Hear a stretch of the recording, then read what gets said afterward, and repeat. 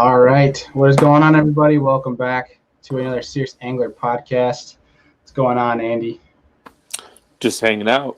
Fished this morning, froze my butt off, and home renovation week. I'm on vacation, so it's nice.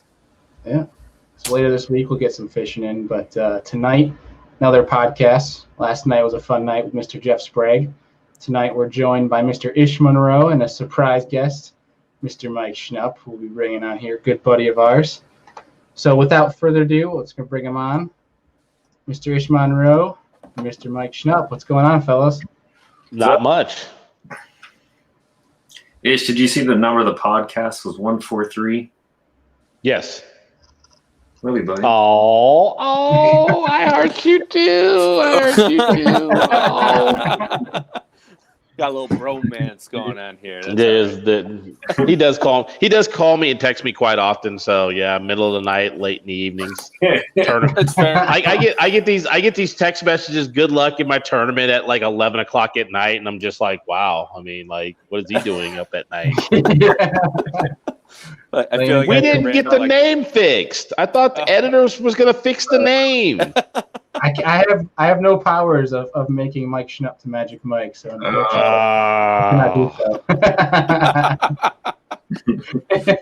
unfortunately. Tomorrow when we launch it, just put Ish and Magic Mike so everybody knows. Yes. We'll have it in the title just for you. But Mike, thank you for joining us tonight. It's nice to have you on again. I mean, I would think it was in the 20s of podcasts that we had you on. Yeah, something like that. It was early on. And then we had like a quad one that we did somewhere around 70. Something like that. I don't remember. But before we get too deep into this, Ish, because you are new to the show, one thing we like to ask everybody who's brand new is, your story getting into fishing. That first bass catch. Who got you involved? The whole nine yards. Well, that's my dad. Everybody's.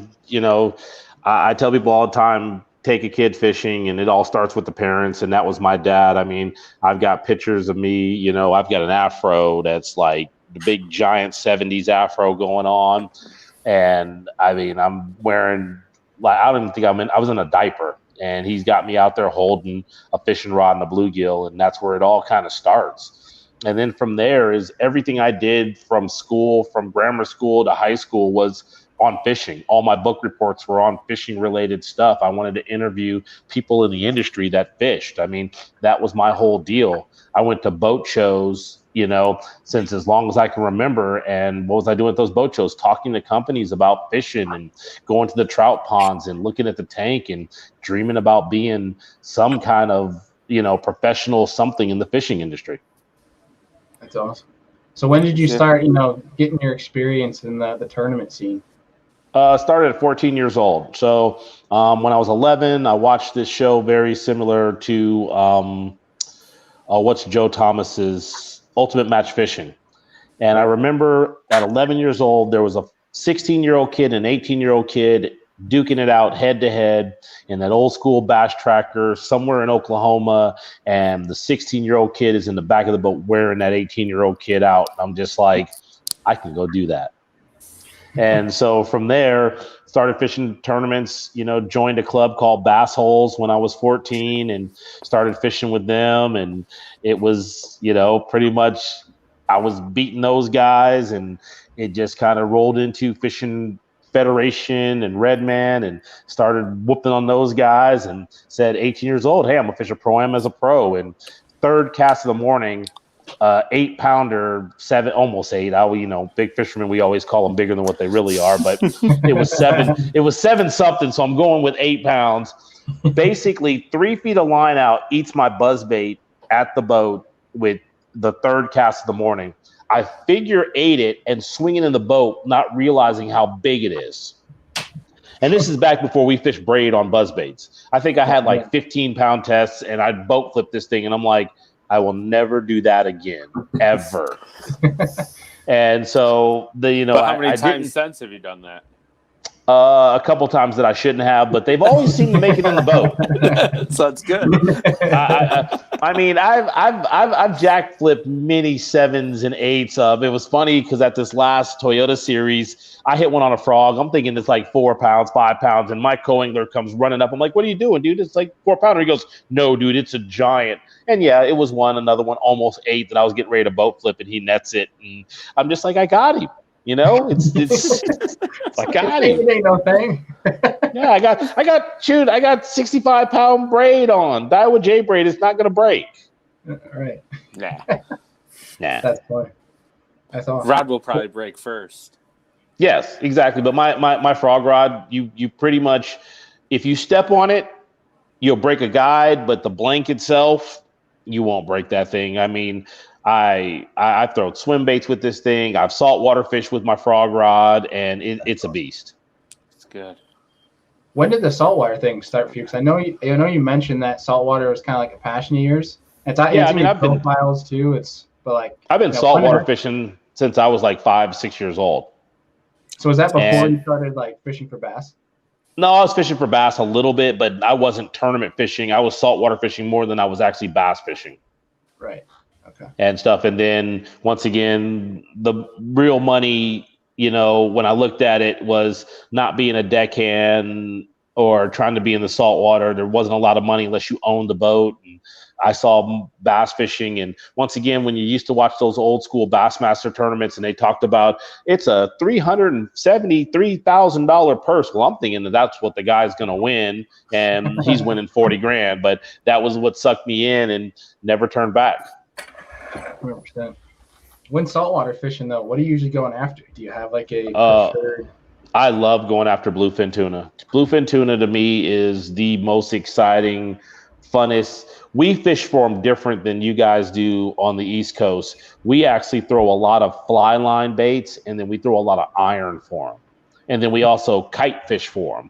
So imagine you got a kite in the air, and you've got this flying fish, and the flying fish weighs about 6-7 pounds. It's on 200-pound test, and it's skipping across the top of the water. And a 200-pound bus decides it wants to eat this thing.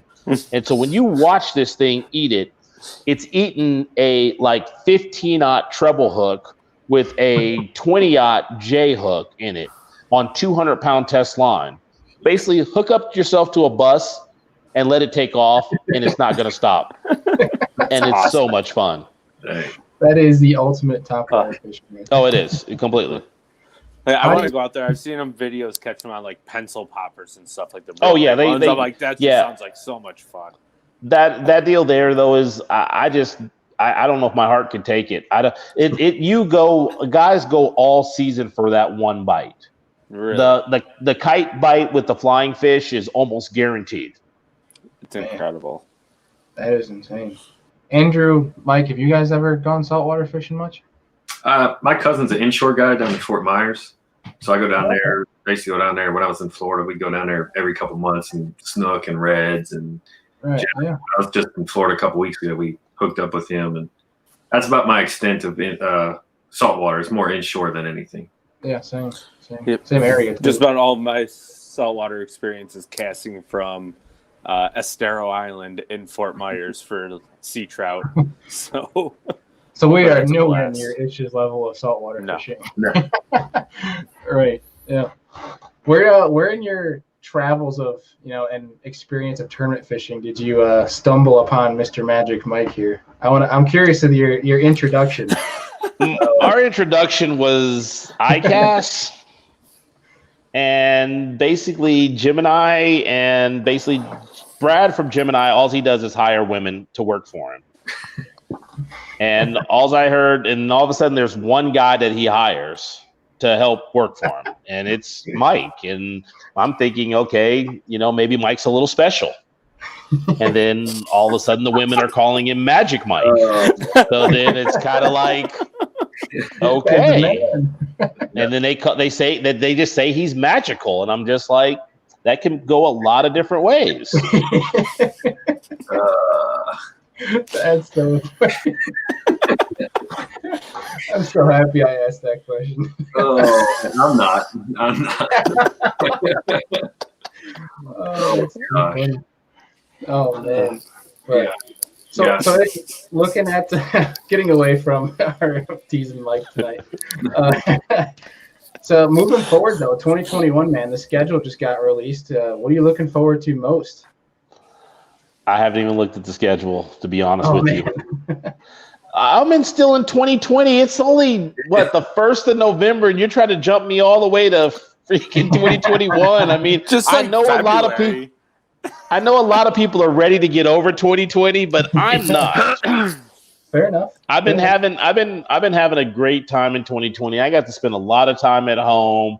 I got to beat up on these boys out here fishing, which I don't get to do very often. Right. You know, I was fishing a couple of Wednesday nighters and stuff and not practicing all, and they started talking trash about you're not really that good and you just came out here and we can beat up on you. We should go back east and fish. And I'm just like, all right, boys, big tournaments are going to show up here and it's game on. Well, the first one that I fish, I win. Next one I fish, I beat the living crap out of them dudes, won by 16 pounds. Dang. Just saying. You know, don't talk trash. So I've been having a good time though. Just, hanging out. 2020 is not really a bad year, so I'm not jumping forward. But, a couple things that I've seen, we're going to Lake Travis. In our format, that'll be a good event because that time of year is a great topwater bite, and I love throwing topwater. We're going to Harris Chain at a real interesting time to go to Harris Chain. Huh? When's Harris Chain? May. Ooh, that is yeah. Time. But I qualified for heavy hitters, and we're going back to North Carolina. And I mean, I weighed 9 bass that weighed 48 pounds for 9 bass. So I was catching a lot of 4 to 6 pounders. It was pretty fun. So really looking forward to that again. I really couldn't even tell you much of the other rest of the schedule. Other than that, I can tell you I'm fishing a bunch of stuff out here out west next year. I'm doing the Toyota Series and then fishing some Pro-Ams and Wild West. So I'm going to have a busy season, but a lot of it's at home. And those are the tournaments I'm really looking forward to because I haven't got to spend a lot of time in the last 10, 12 years out here. And this was about the most. And it's a lot of fun sleeping in your own bed, heading to tournaments, pulling back in at the end of the day, firing up the grill, firing up the Traeger, firing up the fryer, and cooking and eating and having a great time, and just spending time with my new girlfriend and hanging out with her, and just life's good. Heck yeah, man! Fantastic. Didn't you? And new puppy. New puppy. We got one that's we get in 4 weeks. We got one now that's 11 months old, and she wants one more. Dang. And so it's just like, yeah. There you go. Nice. I heard you. Didn't you smack him around in that Toyota Series out there on the Delta? Yeah. That's the one I won by 16.5 pounds. Yeah. Third largest winning margin in Toyota Series history. Ouch. No big deal. They get for talking. The deal was I spent 2 weeks every single day out on the water. I mean, I was so dialed in that I literally went to a spot that I didn't even plan on fishing, but I looked at the tide and said, I can't even go to my best stuff for 2 hours, and rolled over to that spot and smacked 20 pounds in the first 45 minutes. And I'm just like, well, that means save my good fish for the next day. And then I run down to my good fish and I catch 23.5. And I didn't even hit all of my good stuff. And so the last day I fished new water every single day and caught another 20+ pound bag. I mean, there was only, I think, 6 20-pound bags caught that whole tournament, and I caught 3 of them. Yeah, good grief. Laying the lumber. I bet those guys were happy. Oh yeah, they were real ecstatic and stuff. And the other tournament I won on Clear Lake the week before, and they weren't happy to see me there either. So hey, you can't be afraid of where you're fishing. They're gonna get a lot of me next year, and they're not gonna be happy about it. So Ish, obviously we know you like to flip and frog, right? So what would be your, I guess, off the wall favorite thing to do that most people don't know about you and your style of fishing? Please don't say drop shot. Oh, I'm definitely not. I'd rather go to the dentist than say drop shot. Actually, if you get me on smallmouth water, I am the 4-inch black Cinco wacky rig king. Throwing it on a flick shake head. Sturgeon Bay.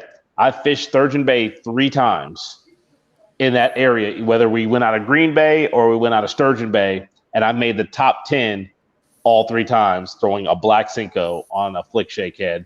And this year was even a lot more fun because in our format, you just keep catching them and catching them and catching them and catching them and catching them. Yeah. I was gonna say, didn't you have a passion for smallmouth fishing? I believe I heard you saying that on I think it was BTL. No. Oh yeah, I do actually like smallmouth fishing. I mean, they're especially when they're on beds. I mean, it's pretty dumb when you catch them 5 times over. Right, exactly. Yeah, I mean, I love actually fishing out of Buffalo on Erie. That's if I had to fish Erie, that would be the section because it's the deep water drop on them. I mean, you catch every single one video game fishing with your Lowrance units. See them down there, drop on them, and they eat it. I remember like the first time we went there, these guys were showing up with 8-pound tests, 8-pound tests. I'm freaking dropping on them on freaking 12 to 15-pound tests, and they're just dumb eating the freaking gulp goby, and just snatching them in the boat. They're not that quite dumb anymore. I live about 10 they're minutes not. from Buffalo. Yeah, they're not. It's funny because every year after that, I had to start downsizing my line. I think one time I finished like 14th, and I was catching them on 5-pound because they did get real finicky, which is weird for as big of the body of the water. But it's the pressure. After we went there that first time, everybody realized how good that Buffalo area, because they always thought that the other end down in St. Clair and Sandusky was supposed to be like the cream of the cream. I think Buffalo and all that stuff down there, Erie is, the best part. Yeah. Definitely. We were just there 2 weeks ago. Andy, he's going to be humble about it, but him and Destin DeMarian, they weighed in almost a 30-pound bag of smallmouth. It was 29 and some change, and had two over 6.5. And 2 over 6.5 and 1 over 6. Yeah. Oh God. Insane. They had 688 and didn't even win Big Bass, a 722 one. A 7? Oh my goodness. So that same guy went out when we had a tournament the next weekend. I wasn't there, but the same guy went out fun fishing, caught a 7.4. Oh my goodness. I can't even imagine. I mean, honestly, that's like catching a 15-pound largemouth. Catching a 7.4 is like catching a 15-pound largemouth. Yeah. And I mean that in a tournament. Oh yeah, in a tournament. Yeah, sign me up. I think Andy, I think that tournament alone had like. Go ahead. No, continue. My bad. No, what were you saying? I apologize. Oh, I was just saying. Didn't you mention at one point on the Canadian side of Ontario they were catching 9-pound smallmouth? What?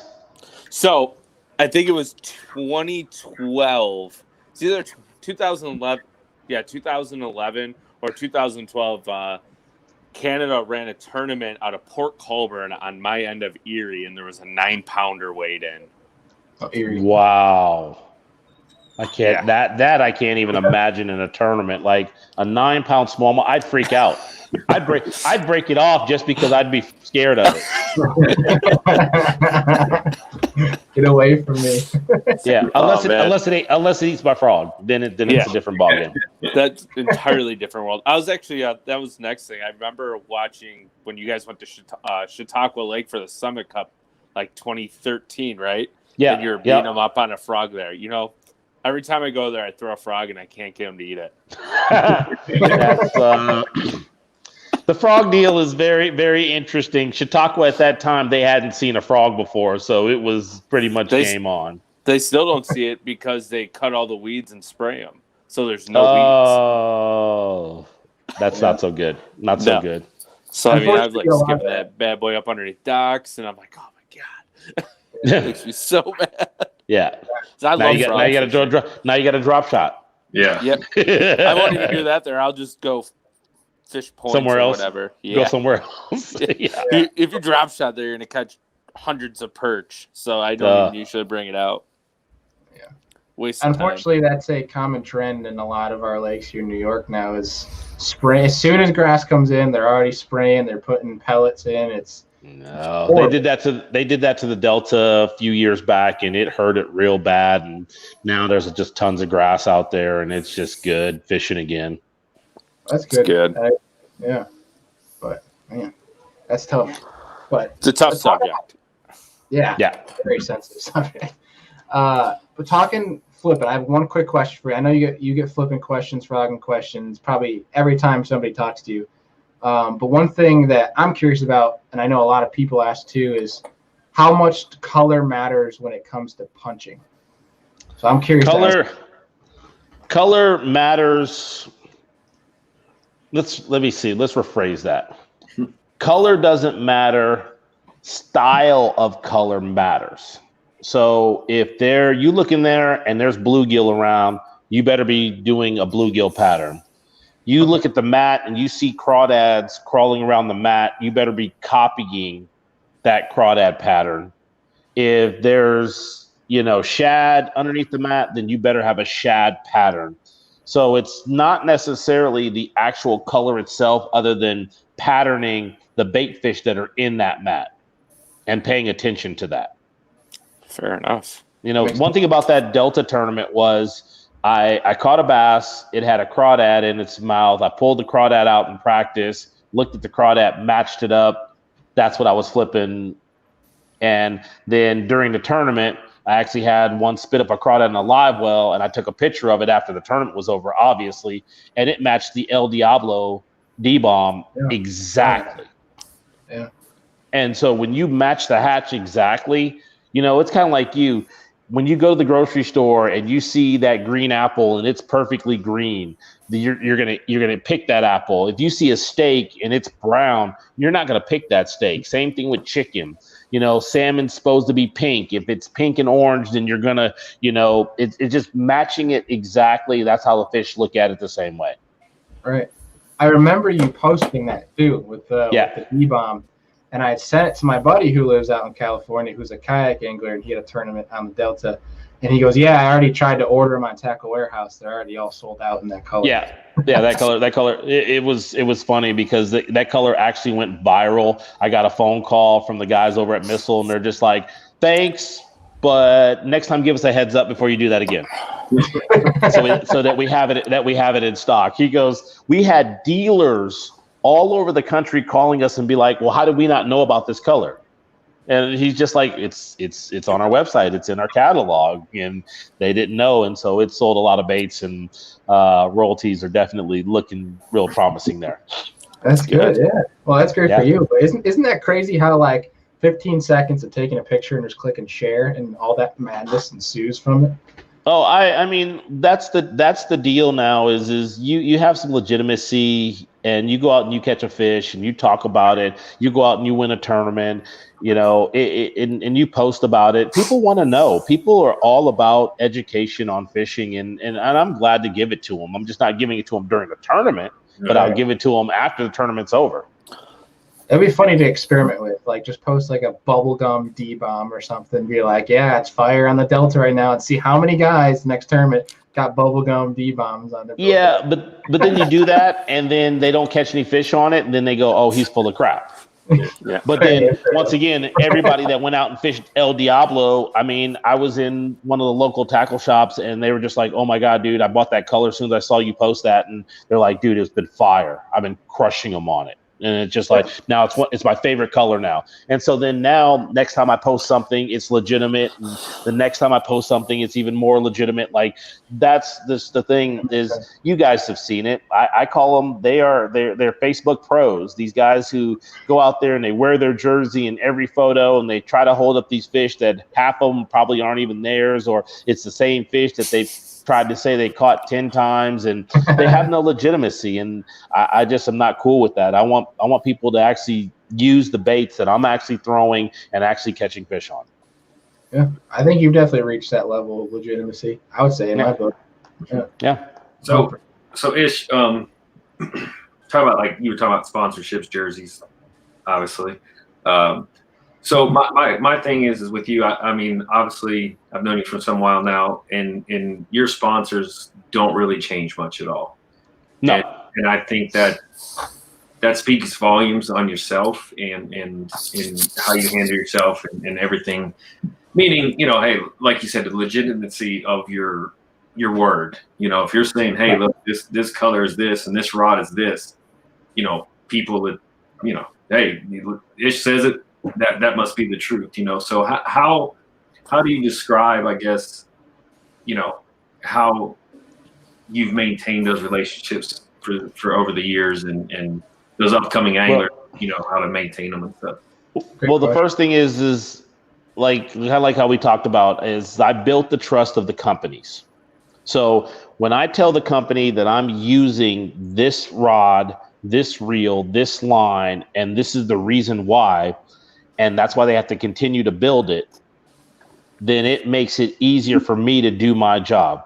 Yeah. Like John designed the D-bomb and asked my opinion on it, and I told him things that I would like. So he makes the D-bomb. First time I fished the D-bomb, I win a tournament. Third time I fished the D-bomb, I win a tournament. And these are nationally tournaments. Yeah. And so now I have a bait that I 100% trust because I helped design it. I helped have influence in it. John has made a lot of great baits from missile baits. Daiwa's made a lot of great rods, but it's all from, what people have told them on what they're looking for. Right. And that's the key. And so for my sponsors is if I create a product that actually works because it's what I use and it sells, then they're going to trust me and believe in me. Yeah. And they're not going to change because at the end of the day, sponsors aren't paying you to go out there and fish. They're paying you to sell product. Catching fish helps you sell that product. So, it's the same thing with having reliable outboards. Yamaha has been my outboard pretty much all my career. And I wouldn't change that for the world. Actually, I've been fired twice from them. But I still ran Yamaha, and they're just like, okay. Same thing at Daiwa. I was actually fired twice from Daiwa, and they're just like, well, you haven't used anything else. Why didn't you go somewhere else? It's like, I believe in the product. And so that is the other part about the sponsorships is these companies know that I 100% believe in the products that I am using. And when they know that I'm doing that, I'm going out there promoting their product to the best of my ability. And it just makes it a lot easier for me. Yeah. Yeah. I think there's two really good points in there. One, like you just mentioned, is believing in what you use. I think so a lot of times you see some of these guys in the industry that kind of approach sponsors because they just want to have a sponsor, not because they used it before. They actually believe in it. I think that's a really crucial point that you just made. But also going on what Mike said as well as a credit to you is guys that have these sponsors for a very long time and maintain these same sponsors, like you just touched on a little while ago, you have more legitimacy on what you're talking about because you're not bouncing around to a new company each year. The guy that bounces around to a new company every year and says, this is the best, this is the best, this is the best. No one's really mean anything on that. It's right. No one's really going to pick up on that, which is why I think, when you post, hey, El Diablo's on fire right now, that's why that blew out of the water. Right. I think that's a great point. And I mean, I've been with Missile since the beginning. I've been with River to Sea over 10 years. I've been with Daiwa for 20. Wow. I've been with Yamaha for 16. I mean, it's 17 actually with Yamaha, 17. I mean, it's been, Lowrance. Gosh, Lowrance is probably my longest term sponsor over 20 years. Wow. 21 years. And it's just like, I believe in it.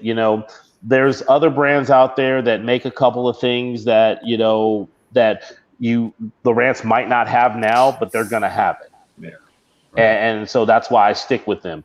But overall, I believe that they have the best GPS. I believe that they have the best basic sonar. It's one thing to see a fish, but understanding what that fish is doing is huge. And Lowrance sonar allows me to do that. You know, the kids that are into, you know, the live scan and all this other stuff, and it's great. It's kind of like, you know, when people used to put cameras down. Well, I did that one time and I never did it again. I put a camera down on the Columbia River and saw 200 million smallmouth. You know how many bites I got in the next hour? Zero. Exactly. And so that told me that those fish were there, but they weren't feeding and acting. But on regular sonar, if I would have saw those fish feeding, I would have caught some. Mm-hmm. Right. And so those are the kind of things that Lowrance has done for me. And so that's why they've been, you know, one of my longest term sponsors. Yeah. So I had a great point too, is learning how to read your graph and knowing when fish are, how they set up from your Yes. 2D. Lowrance 2D definitely helps. Oh, it's huge. Yeah. But I mean, even with the 3D that we have now, it allows me to show how fish are set up on humps or breaks. And, you know, if they're sitting on top of the break, most likely they're feeding. If they're sitting on the bottom of that break, they're not feeding. If they're suspended, they're mostly not feeding. Fish have to be up on top of the break because they need to push the bait up against something to trap them.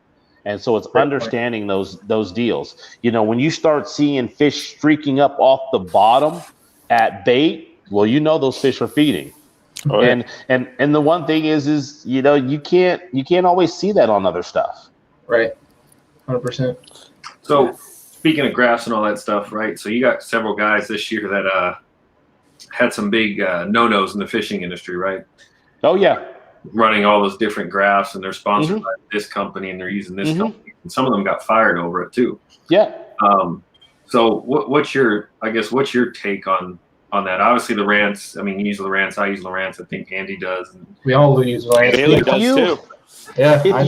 If you are sponsored by a company and you have to use somebody else's product, then you're not doing yourself justice. You're not doing the sponsors justice. You're not doing your fans justice. So if I've got to go out there and fish with something that I'm not sponsored by, it's different if the company doesn't have it and they're not going to make it. But there's a lot of stuff out there, and you know, the only one that I know has something that nobody else has is the 360, and that's the only thing. You know, you've got Live Sight, you've got Live Scan, you've got Panoptic. I mean, you got it all out there, but other companies have stuff very similar to that. 360 is the only one, and so you don't hear guys talking about winning tournaments because of 360. no. And Lowrance has something, you know, their Live Sight where you can spin your trolling motor and basically get a 360 view. Yeah. So if you wanted that, then you could use your Lowrance to figuring that stuff out. Right. And those guys that are doing that, once again, to me, you know, if I heard a lot of guys, you know, rant and rave about certain things this year, but damn, that Joe Lee and that Edwin Evers, dude, they pretty much talk about Lowrance and they catch a whole lot of bass. Yeah. And Joe Lee keeps it as simple as he can. Oh man, I just went out there and I was rat fishing today, and they just started biting, and after they stopped biting, I picked up my Senko and I threw my Senko over there, and they just started jumping in the boat. But I can't tell you much about how it is. I just love going fishing. Yeah. That is Jordan. That is Jordan right there, man. Like, hey Jordan, you had a great day today, man. You smashed him up. You caught 30 pounds a day. Man, I'm just happy, and I just wish my brother would catch some more, but I just leave too many for him, you know. Subtle slams. Yeah, but that's Jordan. They're the subtlest little slam. He's like, "Oh man, you just a hammer." We call him Baby Goat. That's his nickname, is Baby Goat. Yeah, you know. I remember when Andy Morgan is still the goat. Yeah, Andy Morgan is still the goat. I remember when Jordan Reed fished the tour the 1 year as a co-angler, and that dude was sitting back there like, you know, he's bored to death. You could tell he had a tournament. I don't remember where it was at. In the next, he didn't make the cut, so he drove home to Alabama, and we had like a club tournament on Gunnersville. And I'm walking down the ramp, and all I see is this white T-shirt. I'm like, oh gosh, and there he was. Dude drove all night and entering that tournament. I mean, that's just Yeah, but that's the fish head, you know, and you know, Polinick's the same way, and these dudes just, you know. So I know we talked about saltwater fishing, right? Like I know you and I talked about that before. Like that's kind of like your breakaway from bass fishing, right? So like other guys hunt, you saltwater fish. I saltwater fish, chasing tuna. There's nothing better than once again fly lining a big mackerel and getting bit or sardine. I mean, it's the funnest thing in the world because they peel off so much line. It is. It's the best. And then to me, you start getting fresh tuna home, you put it in the refrigerator overnight, and you start slicing and dicing. No need to cook it. Yeah. Oh, man. That sounds incredible.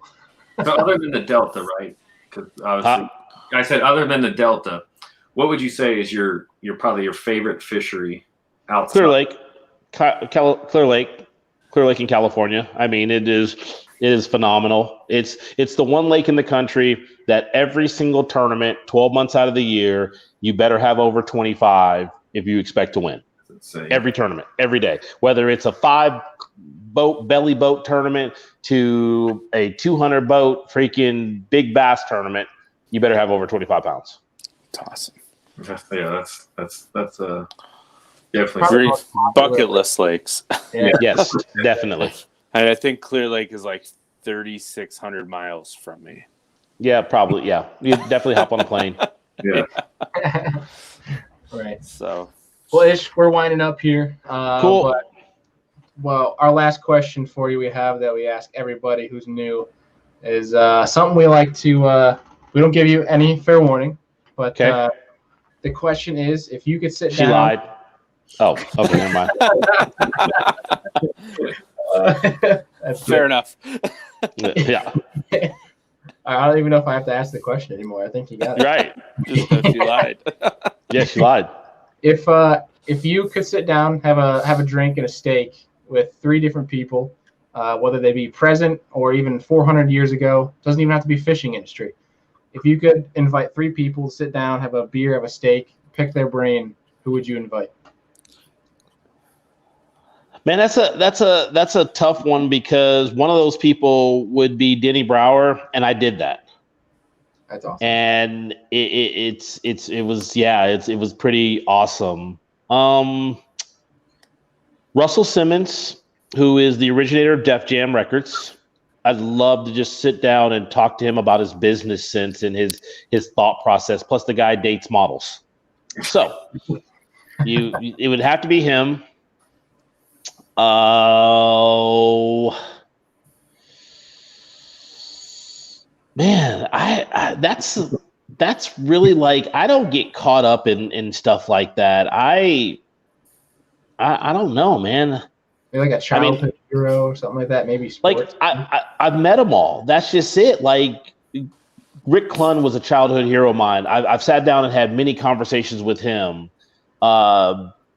Gary Klein, Kevin Van Dam. I mean, all the fishermen out there, I've grown up with these guys. And so I've talked to these guys. And so I've had those conversations and dinner with them. You know, I've stayed at Klein's house before and, you know, sat down and talked with Skeet. You know, I talked to Justin Lucas. I talked to Joe Lee, all the new up and coming stars. I've camped with Brandon Polinick and those guys. But it would have to be, I guess, there's not many people out there really that I really want to sit down with. That's a really hard question. How about this? I'll switch it up. So 2 people you would invite when you know you'll have a good time. 2 people that I invite that I know I'll have a good time. Fletcher Shyrock. Okay. And Mike Iaconelli and John Cruz would have to be included in that. I like that. But guaranteed, the times that me, Ike, and John have had are epic, and you know we've always had great times. Those are the 2 people in this world that I've been friends with for almost 20 years each, and we've never had an argument or a disagreement or gotten mad at each other in all that history through either business or personal. That's awesome. And I mean, we've shared spots.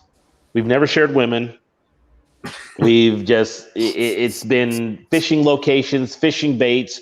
Like we had a system when we all roomed together on tour was we never divulged the actual location so that if you rolled up on something that one of those other guys were fishing, you legitimately found it on your own. But then we also respected each other's water. I remember I needed one fish for the class to make the classic, and I happened to roll in an area and I saw Mike in an area I wanted to fish. Well, I gave him about a quarter of a mile area to fish, and I catch one and I leave because he was going to be in the top 10. Yeah.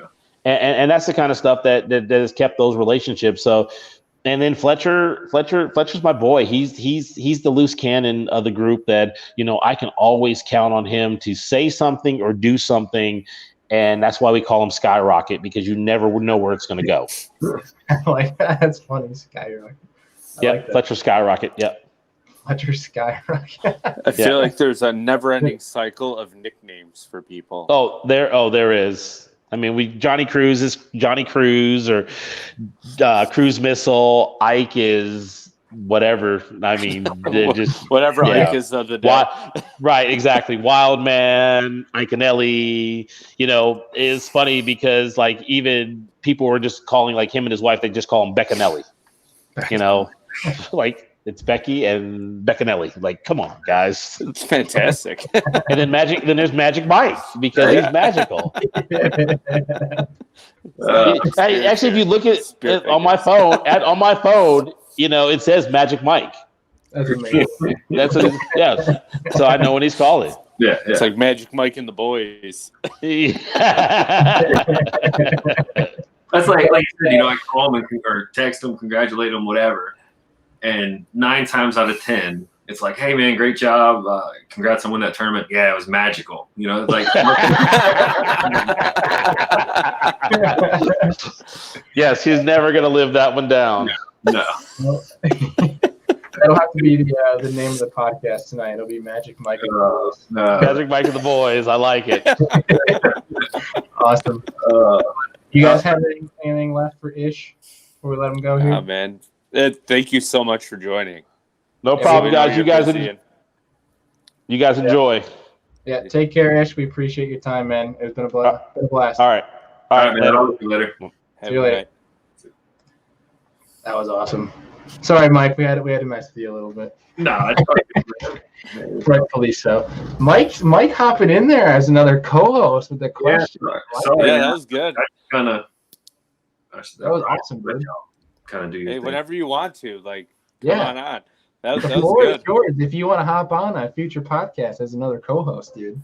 It's funny. I went to go. I was thinking the same question. All of a sudden, Mike's like, "So let's do it." I'm like, "Oh, Mike's got it. Let him go." We just sat back, had a sip of our drink, and let Mike run the podcast.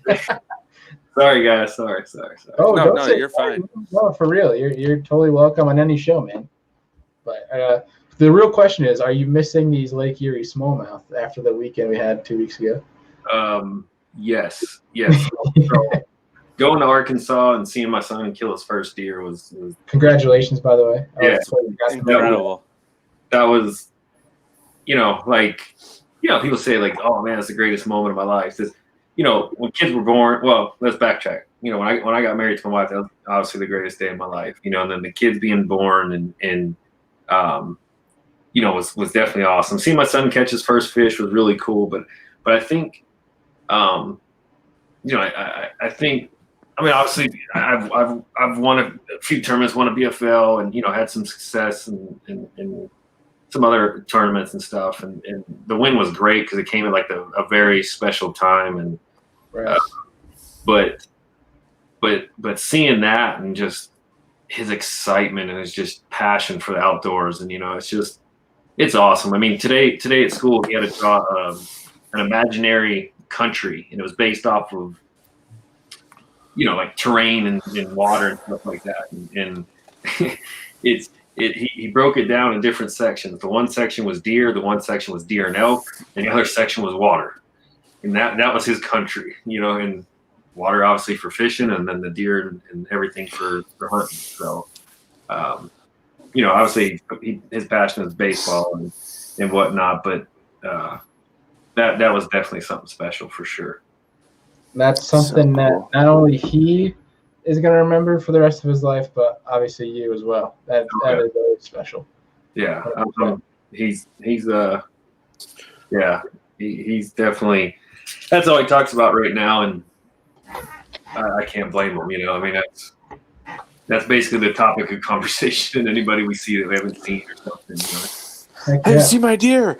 That's so he- cool. Yeah. Is he a big fisherman too? Now that he's also obviously he's a huge hunter now, but is he as big into fishing as well? Oh yeah. He's been fishing, gosh, since I can remember. I mean, there's been many times where, especially in Florida, living 20 minutes from the Harris Chain, 20 minutes from Butler Chain, I mean, there's so many great fisheries around, and I'm like, all right, dude, I'm sleeping in on Saturday at about 7, 8 o'clock. I can just feel like breath on my face, and I look over, and there he is dressed in all fishing stuff, and he's like, Daddy, can we go fishing? It's like, how do you say no to that? Like they take out the boat, and no, he loves it. We fished last year, right before we moved here. Gosh, it's been over a year. We fished the Fishers of Men Legacy Trail, which is like a father-son, type deal. And in our very first tournament, we got second, and he actually caught the biggest bass of our bag. And oh man, he was so pumped, and he got the check. Yeah. Just like, man, like, I mean, he's a little spoiled, man. He's had some good early on success in fishing, and obviously with hunting and baseball, and he's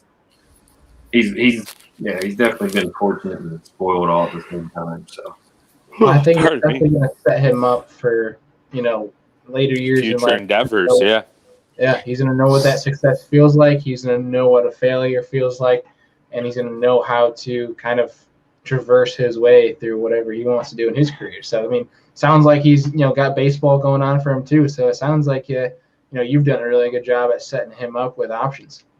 Yeah, I mean, I try.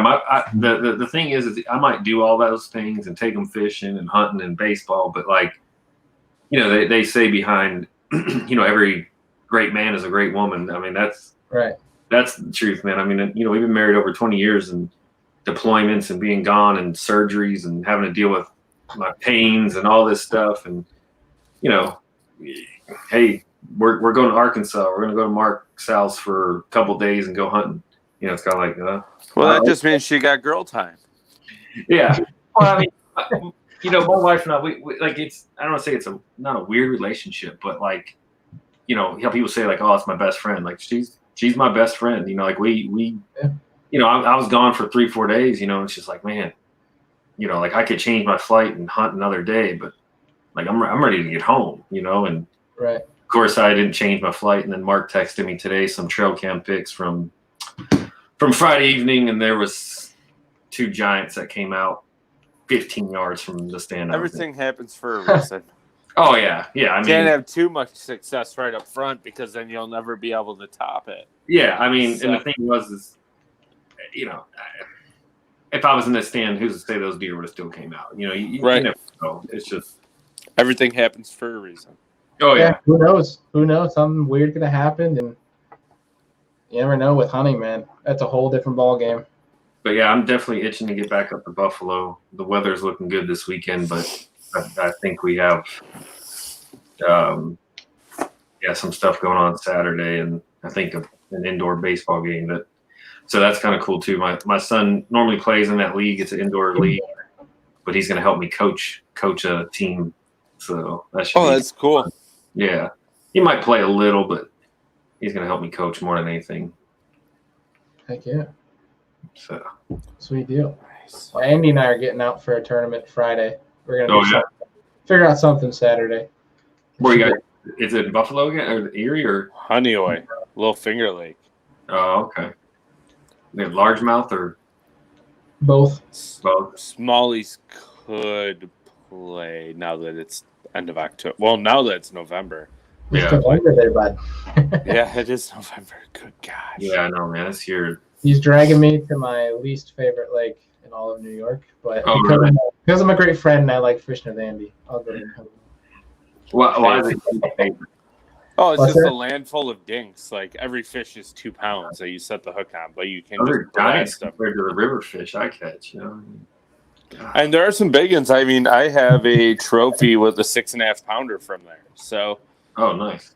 there are some big ones in there. They're all gone. That was the last one. Yeah. And you stressed it out, so it's dead. So that was the last Yeah, I one. caught that fish in like 2009, I think. Oh, yeah. I haven't seen one since. Yeah. Nah, it should be fun. It should be a good day. But either way, it's getting fishing. But you guys got anything left for the folks here before we sign off tonight? No, I actually think I'm going to go watch the election stuff and drink another beer. I'm definitely going to avoid that one. Yes. And It's just on TV. I am going to go. I'm going to go on a dough mission tomorrow morning for a couple hours before work. So I'm going to go get the truck ready. There you But go. Mike, what you got going on this week or tomorrow? What is tomorrow? Wednesday. Wednesday. Wednesday we have a commander's call. So like our general that's in charge of recruiting service, we're doing like a Zoom call with him in the morning and just some work stuff and maybe I don't know what else I got going on. Man, my days all run together. I know it's literally, like I was texting Ish. I'm like, hey man, you ready at 7:30 Eastern? He's like, Bailey said 8, and I was like, oh yeah, that's right. Like it's all crazy. It happens. Yeah. It is what No it is. But it was a fun time tonight. But I appreciate you joining, Mike. That was a Yeah, blast. no, thanks for having me. I had a fun time, even though I was getting picked on. That's okay.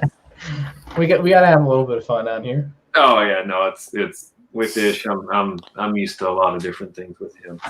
Yeah, he seems to be a funny dude. Yeah, he actually got me to eat fried calamari. I never had it before. I love calamari. And It's so good. yeah, I mean, I had it for the first time. He's like, dude, you got to try it. I was just like, all right. Like we're with Chris and, they get those big sides or whatever. And it was actually really, really good. I was surprised. My wife, when I told her when we were done eating, she's like, seriously? She's like, you'll try stuff for everybody else, but not for me. I'm like, yeah, it's easier to say no to you. These guys will razz on me until I say Yeah. yes. I might as well just say yes at that Yeah. point. Right. Awesome. But we're going to wrap it up there. If you guys got nothing else, but thank you boys both for joining in. Mike, you are always welcome on any podcast. If you see a guest you want to join in on, you just let us know. And Yeah. you have full reign at Hop It In. So, Well, I appreciate it. At this point we owe you. So right. Oh, no, man. It's just, it's For just those who do not know, last night, obviously Mark Rose unfortunately could not join us. And Mike SCHNUPP was Sprague was our hero last night, but Mike was our true hero because he called Sprague right up, and thankfully Sprague was free and joined us for Monday Night Live. So huge shout out to you, Mr. Magic Mike. the man. Always making it happen. I mean, I just made phone calls. Jeff made it happen. Jeff's a really good dude, man. I mean, so is Mark, and I hate that, what happened, but I mean, he's obviously feeling a lot better. So hopefully you guys can get him on here the next week or two. So Yeah. Health is always first. yeah, No, there's always another show he can come on. Yeah, he felt terrible that he couldn't make it. And we, like I said, we talked today about, of course, those deer that he sent me and how he's feeling better, and said, just let you guys know whatever we'll make it work. We'll get figure that it figured out. So for everybody listening and watching, we'll be having Mark Rose on in the next few weeks or so. We'll figure it out, but pay attention to the social medias. You'll figure out when he's coming on. But as always, thank you guys again for watching and listening. See you guys.